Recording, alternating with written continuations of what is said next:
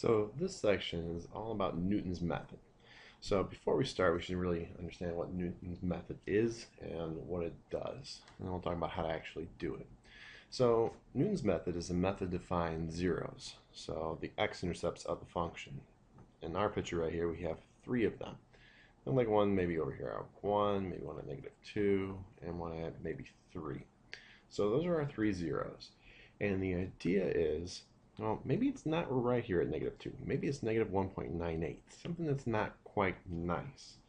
Um, we're not going to use Newton's method for something that's factorable. We're going to use it for something where we would normally need to use our calculator to find it, but we'll be able to do all of this by hand.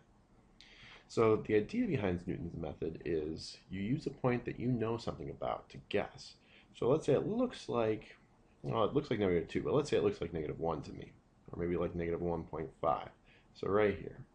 So what you do is you find the slope of the point, slope of the graph here, the derivative, and you also find the value.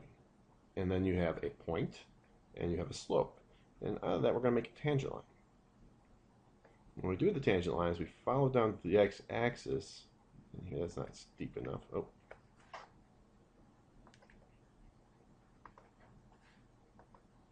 We follow our tangent line down to the x-axis, and we get kind of close. Okay, we find a new point right here. And then we take that point, and we find its tangent line, and we follow it up to the x-axis. And you're going to find out pretty darn quick that this idea of bouncing back and forth narrows in on that point very, very well. So for instance here, if I wanted this point, maybe I use like 1.8 or 2.8, find my tangent line here, and then find the x-intercept of that tangent line right here, which corresponds to this point, and then use that point's slope to find the next one. So you're basically just finding tangent line after tangent line. You're bouncing around closer and closer and closer until you get to this point. Alright, so what do you need for a tangent line? Well, you need a point and a slope. So the way you get in Newton's method is you start with your point slope formula. Y minus y1 equals our slope times x minus x1. Now, in Newton's method, the only thing that was new, the only thing we didn't really know was where that new x-intercept was. So this is going to be, for the most part, really one of the only things that we don't know. So when we do this, we're going to kind of have an ordered pair. So we're going to x and f of x, x sub 1 and f of x sub 1. That's like our original ordered pair. And that's our y1. Okay. Our new y value, when we hit the x-intercept, is going to be 0. So we don't know the x-intercept. This is one ordered pair right here, xy. This is our question. Our new y value is 0 because we're following that tangent line up to 0. Okay. This point right here is our f of x sub 1, our y value. So we have negative f of x sub 1, so our y value at that, equals our slope, which is going to be f prime, and we're always starting our slope at the old spot, so at x sub 1. And then we've got our x, which we don't know, minus x sub 1, which we do know. That's our guess. Okay, so we're trying to solve for this, so we divide over f prime, so we get negative f of x sub 1 divided by f prime of x sub 1 equal to x minus x1. And then if we just add over this x1, we get our formula for Newton's method. The new x value is equal to the old x value. So I'm just moving this over here on this side and flipping the equation around. Minus the y value divided by the slope. So this is the kind of our formula, and these are x1, sorry.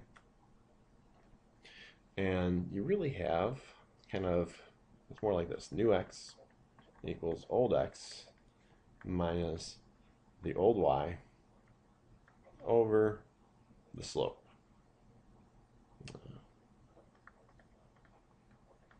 So that's the formula basically. This is the formula more direct. And to tell you the truth, I don't really remember this off the top of my head. I always have to think about what Newton's method means, write my point slope formula, and then kind of plug everything in. When you learn Euler's method, we're going to do it almost exactly the same way, except we'll have different starting points in this equation, and we'll be solving for, well, in Euler's method, really the new y value. So that's our Newton's method. Let's try out a problem or two. Oh, sorry, before we move on, let's think of things that you have problems with. Newton's method doesn't always work. So for instance, let me clear this up a little bit. We had to pick a point that was kind of close to our value. Back up here. So the tangent lines we drew, they're kind of sloppy to draw, but let's say I try to draw this tangent line right here. Right up here, this, and you're trying to figure out where that hits the y-axis. You know, it doesn't hit it at all. And so that's just going to break down. Now, if I wanted to draw, think about like a sine graph, something that kind of oscillates. And let's say that I pick the value, I want to come up with this point. I pick the value over here. Well, it's not terribly far away from the point, but watch what happens if you do your tangent line. Do my tangent line, and I'm over here. Now if I do my tangent line, I'm going to go here, and then back down here, and I'll hit this point. And sometimes it ends up bouncing, and if you bounce it in a certain way, you might be able to go from like here to here, and then from here to here, and then from here to here. You can't actually get where the point just doesn't settle down. So you have to pick a point that's very close to the actual zero. It's always nice to know what the zero is and then pick a point that you can use. So if your zero is 1.5, you're going to use like 1 or 2, something that's nice, easy to work with. All right, let's try this out.